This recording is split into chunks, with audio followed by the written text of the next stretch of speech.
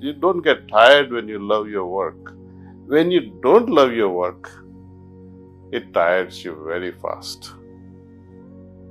Your attitude towards the work has to change. Do you love your work? Then something will happen. Something can happen. I will start with quotation from Lord Krishna. He says, Asantasya kutah sukham. One who is not at peace, how can he derive happiness? Happiness is sought by everything. Every living being seeks happiness without any exception. Be it an ant or a monkey or a donkey or a bird or human beings. Everyone seeks some sort of happiness. Happiness is possible. Is it possible when you are not at peace? And is peace possible in the lack of harmony? Is harmony possible without contemplative, focused mind? Is focused mind possible without meditation? So meditation is one way of arriving through all these steps: focused mind, contemplative mind, creating harmony, creating peace, arriving at happiness. Now when you ask a question on openness, opening of the heart is always a must. Without it, there is no go. Opening of the heart means listening the others, perceiving the others without any prejudice.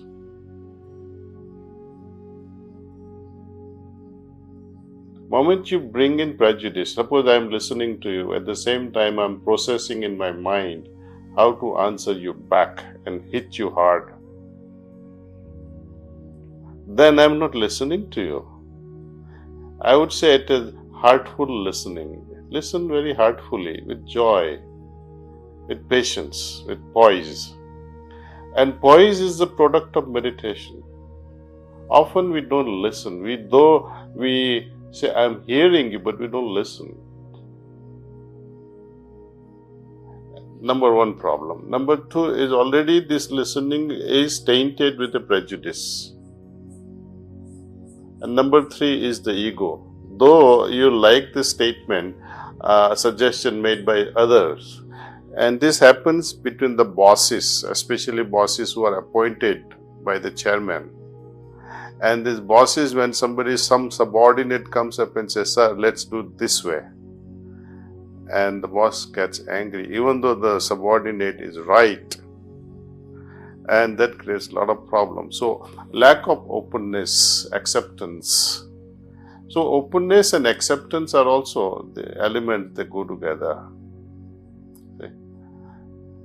And this all, I would say, you see, I give you my own example from my business days, business times. Even simple things like, what to manufacture? Will this product fly?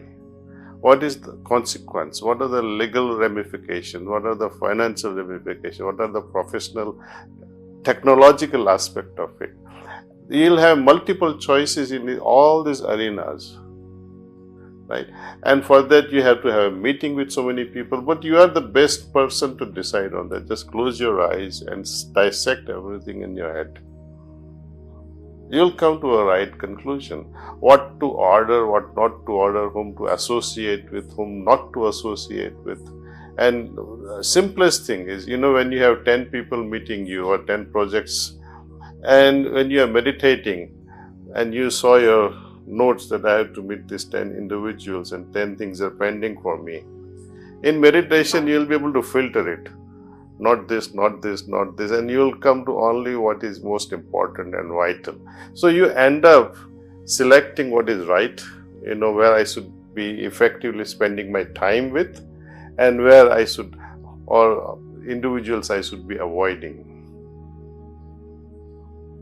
So it filters out. So I would say the solution to many problems is meditation.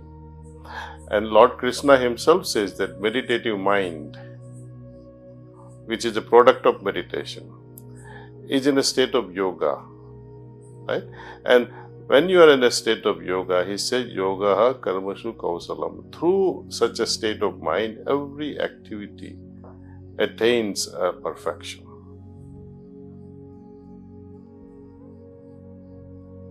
So I highly recommend this yogic approach, spiritual approach to life. See, without spiritual approach to material life, bhautik jivan, our day-to-day affairs in the business world, life will go unsatisfied. You can become very successful in whatsoever you are doing, but if there is no touch of spirituality, there is no fragrance, there is no juice in it, there is no life in it.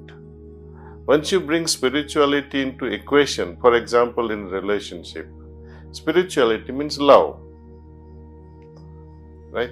Whenever you say in my family there is love, with my children there is love, in my work there is love. When you do the work with love, it doesn't trouble you at all. You don't get tired when you love your work.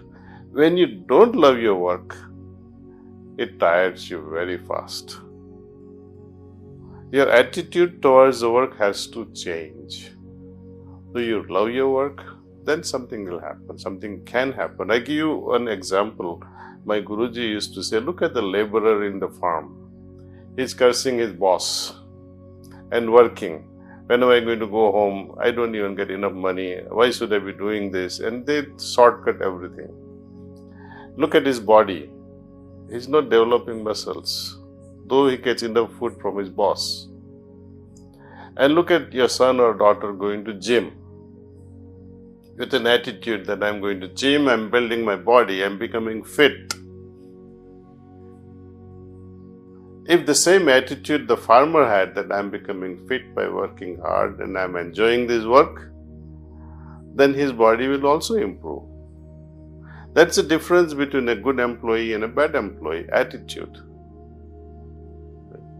More than your professional, I would say, knowledge, professional expertise, I prefer that people develop attitude first. And then professionalism can add to it. Then you become better in your acts. Even sleep, I would say, when you go to sleep because you are tired, versus when you are going to sleep with a restive, peaceful mind, where you have made peace with everything that you have done during the day. You settle the score and go to sleep. That sleep changes its nature and you'll be so fresh when you awaken in the morning, and as soon as you are up, meditate. Carry the meditative mind to your office, come back home, iron out all the mental creases or feelings that you have created during the day, and interact with the family. So the whole cycle is fascinating actually, and the atmosphere of the home will change. When you spouse and yourself are meditating together, imagine the energy field it creates, and the children, when they see you two meditate together, they'll also, the energy vibrations will also rub off on them, see.